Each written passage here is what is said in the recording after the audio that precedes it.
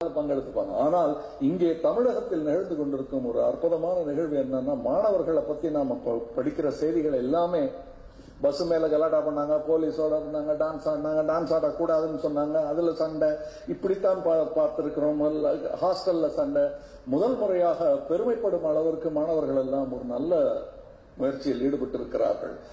அரசியல்வாதிகள் மாணவர்களை தூண்டுவார்கள். இப்போ தலைகீழ மாறி மாணவர்கள் அரசியல்வாதிகள் மூச்சு திணற ஓட வைத்திருக்கிறார்கள்.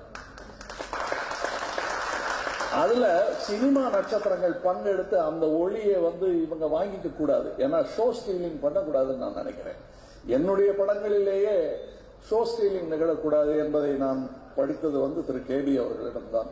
ஒரு நடிகனுடைய சீன் அவங்க தான் நடிக்கணும், அதில் அவங்க தான் நாயகனா இருக்கணும். காமெடியனா இருந்தாலும் வில்லனா இருந்தாலும் அப்படித்தான். இதுல இவங்கெல்லாம் கதாநாயகர்கள். இதுல நாங்க எதுக்கு காமெடி பண்ணணும்? அதனாலேயே நான் கலந்து கொள்ளக்கூடாது என்று நினைக்கிறேன். இது அவர்களுடைய போராட்டம்.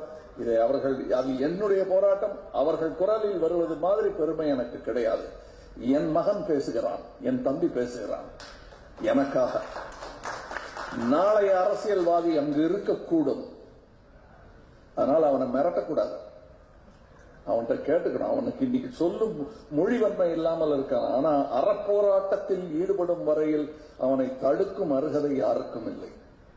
வன்முறையில் ஈடுபட்டால் அதை தடுக்க வேண்டியது சட்ட பிரச்சனை. பட் ஒரு அறப்போராட்டத்தில் இருப்பவனை மிரட்டுவதோ அல்லது அதட்டுவதோ கூடாது. அந்த பிள்ளை தந்தைக்கு உபதேசம் செய்யும் பிள்ளை, அவனை விட்டுறணும் அப்படின்னு நினைக்கிறேன். இந்த போராட்டத்தில் முன்னில் நிற்க வேண்டியவர்கள் மாணவர்கள்.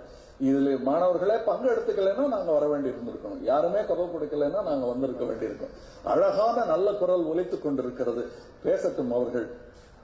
இந்த மொழி தான் நல்ல மொழி. இதுல எல்லாருமே ஒதுங்கி இருக்காங்க. அவங்க அரசியல்வாதிகளுக்கு வேண்டுமென்றால் நமக்கு ஒளி வாங்கிடுமோன்னு வேணா அவங்க போய் பார்க்கட்டும்.